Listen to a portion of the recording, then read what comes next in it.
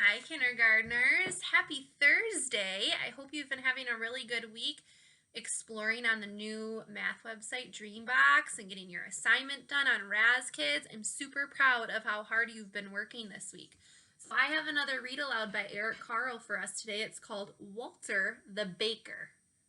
And the back of this book gives us a little clue on what the story might be about. Wait and see.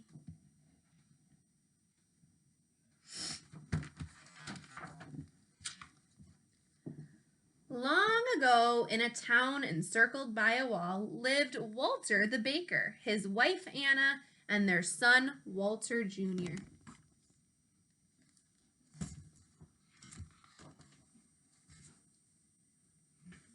Walter the baker was known even outside the walls of the town. He was the best baker in the whole duchy. Early every morning, while everybody was still asleep, Walter began baking his breads, rolls, cookies, tarts, and pies.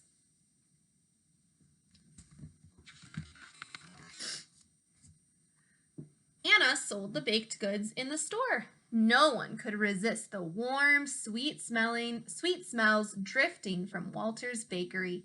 People came from near and far.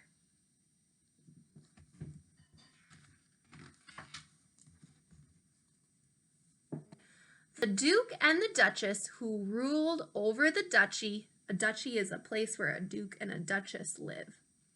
They loved Walter's sweet rolls. Every morning, Walter Jr. carried a basket full of warm, sweet rolls to the castle where they lived.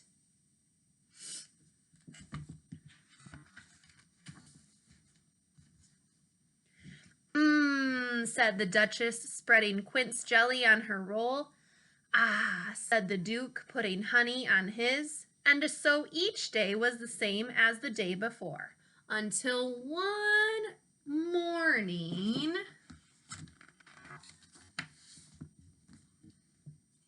when Walter's cat was chasing a mouse and tipped over the can of milk. "What will I do?" cried Walter. "I cannot make sweet rolls without fresh milk." In desperation, Walter grabbed a pitcher of water. "I hope nobody will notice the difference," he said as he poured the water into the flour to make the dough.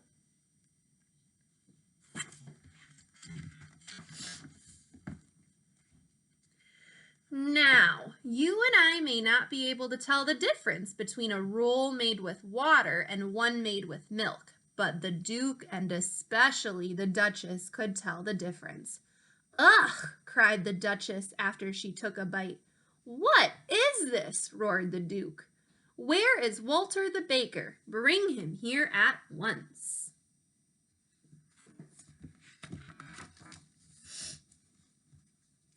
So Walter was brought before the Duke. "What do you call this?" roared the Duke. "This is not a roll, this is a stone." And with that he threw it at Walter's feet. "I used water instead of milk," Walter admitted, hanging his head in shame.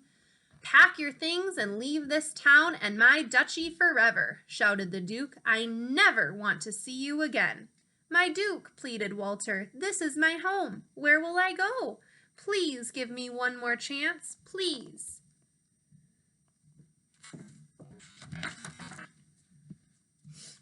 "I must banish you," said the Duke, but then he remembered Walter's good rolls and how much he and the Duchess would miss them. "Well, Walter," the Duke started to say. Then he thought and thought some more. "You may stay if you can invent a roll through which the rising sun can shine 3 times. Can you think of a snack that kind of has like 3 holes in it? Remember that clue that was on the back of the book?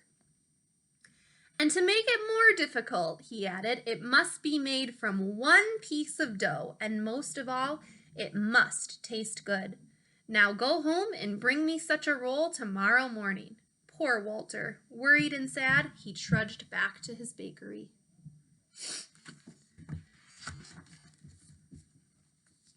Walter worked all day and into the night. He made long rolls, short rolls, round rolls, twisted rolls. He made thin rolls and he made fat rolls, and he worked some more. Walter beat, pulled, pushed, and pounded the dough, but it was all in vain.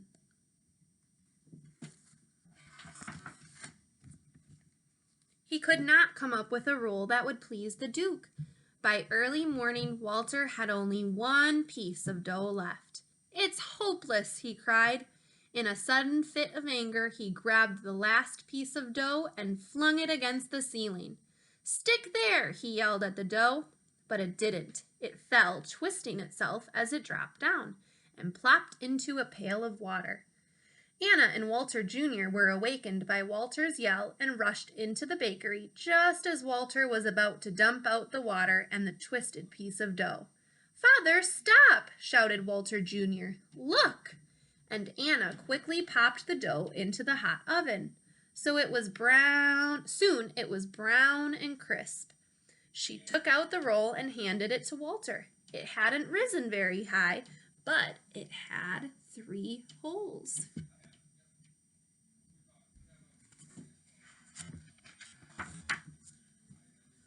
Walter held up the twisted roll and smiled. He saw that the morning sun was shining through it 3 times.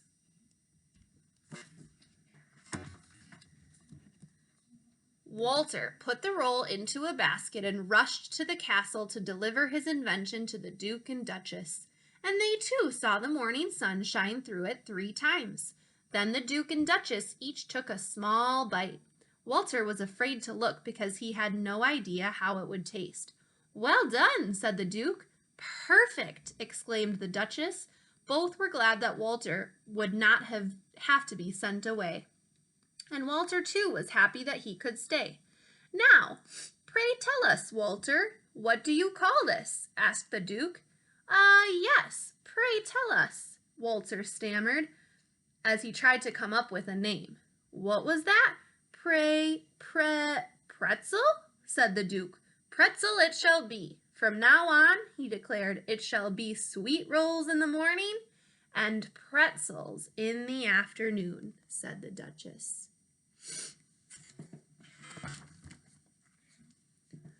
Walter returned to his bakery and spent all day and night making pretzels. The next morning there were baskets of pretzels outside the store for the whole town to taste, and a special basket of pretzel for the Duke and Duchess. And a cheer went up for Walter the pretzel maker. So we need that yummy snack, pretzels. All right. So this book was by Eric Carle. All the books we've been reading this week have been by Eric Carle, who is an illustrator and an author. So tomorrow we'll be reading our last book, one of my favorites.